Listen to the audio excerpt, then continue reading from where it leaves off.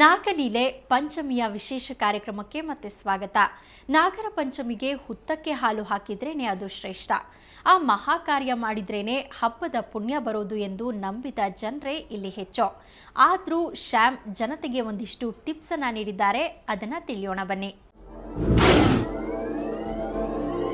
ಹುತ್ತದ ಬಗ್ಗೆ ಮಾಹಿತಿ ನೀಡಿದ್ದಾಯಿತು. ಮಕ್ಕಳಿಗೆ ಹಾವಿನ ಬಗ್ಗೆ ಒಂದಿಷ್ಟು ಮಹತ್ವದ ವಿಚಾರಗಳನ್ನ ತಿಳಿಸಿದ್ದೂ ಆಯಿತು. ಇನ್ನು ಹೊರಟಿದ್ದು ದೇವಾಲಯಗಳಿಗೆ. ಯಾಕೆಂದ್ರೆ ಹಬ್ಬ ಆಚರಿಸುವ ಜನ ದೇವರನ್ನ ನೋಡೋಕೆ ದೇವಾಲಯಕ್ಕೆ ಬಂದೇ ಬರ್ತಾರೆ.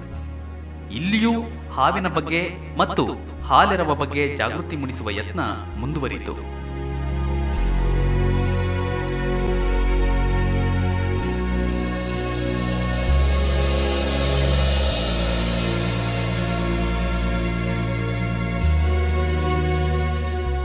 ಎಲ್ರಿಗೂ ಗೊತ್ತಿದೆ ಹಾವು ವಿಷಕಾರಿ ಪ್ರಾಣಿ ಎಂದು. ಅದು ಕಡೀತು ಅಂದ್ರೆ ಸಾವು ನಿಶ್ಚಿತ. ಅದಕ್ಕೆ ಹಾವು ಕಂಡ್ರೆ ಸಾಕು, 4-6 ಜನ ಸೇರಿ ದೊಣ್ಣೆ ಹಿಡಿದು ಅದನ್ನ ಹೊಡೆದು ಕೊಂದೇ ಬಿಡ್ತಾರೆ.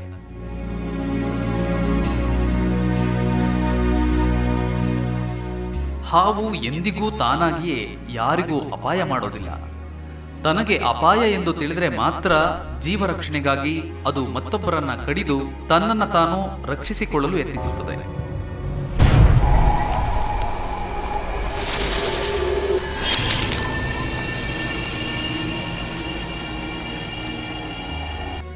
ಹಾಗೆ ನೋಡಿದರೆ ಮನುಷ್ಯರೇ ಅಪಾಯಕಾರಿ. ಇತ್ತೀಚಿನ ಮನುಷ್ಯರ ಸಾವಿನ ಸಂಖ್ಯೆ ಗಮನಿಸಿದರೆ ಹಾವು ಕಚ್ಚಿ ಸತ್ತವರಿಗಿಂತ ಪರಸ್ಪರ ಹೊಡೆದಾಡಿಕೊಂಡು ಸತ್ತವರೇ ಹೆಚ್ಚಿನ ಸಂಖ್ಯೆ.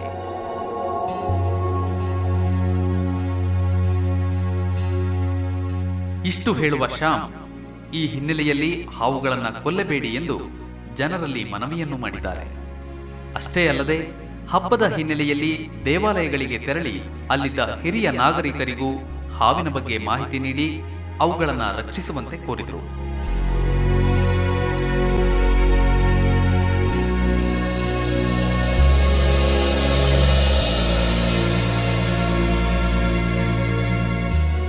ಅಂದಹಾಗೆ ನೀವು ಲೀಟರ್ ಗಟ್ಟಲೆ ಹಾಲನ್ನ ಹುತ್ತಕ್ಕೆ ಸುರಿದು ಹಾವು ಕುಡಿಯುತ್ತೆ ಅಂತ ನೋಡ್ತಾ ಇದ್ರೆ ನಿಮ್ಮ ಟೈಮ್ ಮತ್ತು ಮನಿ ಎರಡೂ ವೇಸ್ಟ್.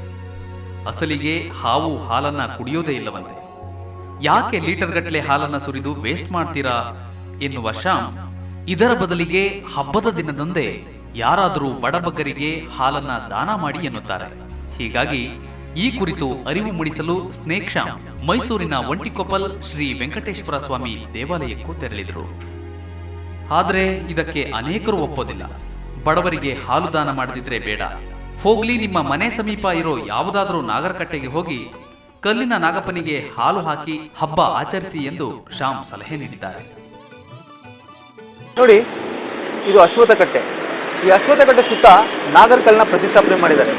ಭಕ್ತರು ಅವರ ಹರಕೆಗಳನ್ನ ತೀರಿಸ್ಕೊಳ್ಳೋಕ್ಕೋಸ್ಕರ ನಾಗರಕಲ್ಲನ್ನ ಪ್ರತಿಷ್ಠೆ ಮಾಡ್ತಾರೆ.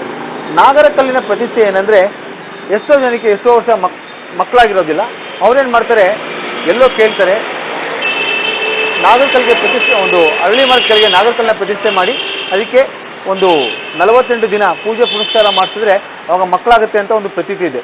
ಯಾಕೆ ಅಂದರೆ ನಮ್ಮ ಇದ್ರ ಪ್ರಕಾರ ಹಾವು ಅನ್ನೋದು ಕಾಮದ ಸಂಕೇತ. Snake is a symbol of sex. ಎಲ್ಲ ಹಾವುಗಳು ನೋಡಿ ಜೋಡಿಯಾಗಿದೆ. ಈ ಜೋಡಿಯಾಗಿರೋ ಹಾವುಗಳನ್ನ ನಾವು ತಂದು ಪ್ರತಿಷ್ಠೆ ಮಾಡ್ತೀವಿ. ಆದ್ದರಿಂದ ಹಿಂದಿನ ಕಾಲದವ್ರು ಭಾಳ ಬುದ್ಧಿವಂತರು. ಹೇಗೆ ಅಂದರೆ, ನಾವು ಹುತ್ತಕ್ಕೆ ಹಾಲಾಕಿ ಆ ಹುತ್ತವನ್ನು ನಾಶ ಮಾಡ್ತಾ ಇದ್ದೀವಿ. ಆ ಹುತ್ತವನ್ನು ನಾಶ ಮಾಡದೇ ಇರೋದಕ್ಕೋಸ್ಕರ ಅವ್ರೇನು ಮಾಡ್ತಾ ಇದ್ದಾರೆ ಅಂದರೆ, ಈ ಥರ ನಾಗರಕಲ್ಲನ್ನ ಪ್ರತಿಷ್ಠಾಪನೆ ಮಾಡಿ ಈ ನಾಗರಕಲ್ಲಿನ ಪೂಜೆ ಮಾಡ್ತಕ್ಕಂಥ ಒಂದು ಸಂಪ್ರದಾಯವನ್ನು ತಂದಿದ್ದಾರೆ.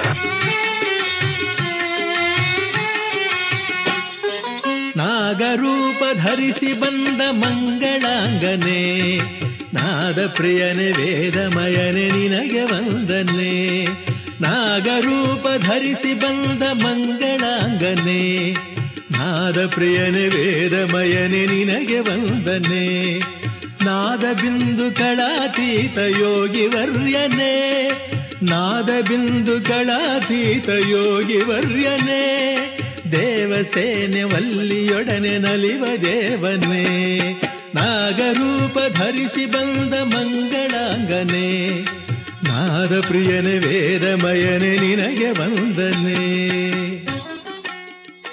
ಹಾವುಗಳ ಬಗ್ಗೆ ಅತಿಯಾದ ಒಲವಿರುವ ಶ್ಯಾಮ್ ಈ ನಾಗರ ಪಂಚಮಿಗೆ ಹಾವುಗಳನ್ನು ರಕ್ಷಿಸುವ ಜೊತೆಗೆ ಹಬ್ಬವನ್ನು ವಿನೂತನ ಮಾದರಿಯಲ್ಲಿ ಆಚರಿಸುವ ಬಗ್ಗೆನೂ ತಿಳಿ ಹೇಳಿದ್ದಾರೆ. ಹಾವಷ್ಟೇ ಅಲ್ಲ, ನಿಸರ್ಗದಲ್ಲಿನ ಪ್ರತಿಯೊಂದು ಪ್ರಾಣಿ ಪಕ್ಷಿಗಳು ಒಂದಕ್ಕೊಂದು ಸಹಾಯಕಾರಿ. ನಿಸರ್ಗಕ್ಕೆ ವಿರುದ್ಧವಾಗಿ ನಡೆದರೆ ಮಾನವನಿಗೆ ಅಪಾಯ ಖಂಡಿತ.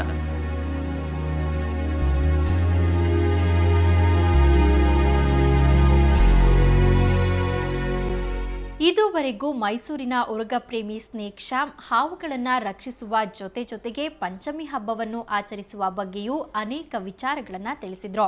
ನೀವು ಕೂಡ ಇದನ್ನ ಖಂಡಿತ ಪಾಲಿಸ್ತೀರಾ ಅಂತ ಹೇಳ್ತಾ ಎಲ್ಲರಿಗೂ ನಾಗರ ಪಂಚಮಿ ಹಬ್ಬದ ಶುಭಾಶಯಗಳು. ನಮಸ್ಕಾರ. ಈ ಕಾರ್ಯಕ್ರಮವನ್ನು ಇಂಟರ್ನೆಟ್ನಲ್ಲಿ ವೀಕ್ಷಿಸಲು ನಮ್ಮ ವೆಬ್ಸೈಟ್ www.suvarnanews.tvಗೆ ಭೇಟಿ ಕೊಡಿ. ಈ ಕಾರ್ಯಕ್ರಮ ಯೂಟ್ಯೂಬ್ನಲ್ಲೂ ಲಭ್ಯ. ಕ್ಷಣ ಕ್ಷಣದ ಸುದ್ದಿಗಾಗಿ ಸುವರ್ಣ ನ್ಯೂಸ್ 24/7 ನೋಡ್ತಾ ಇರಿ.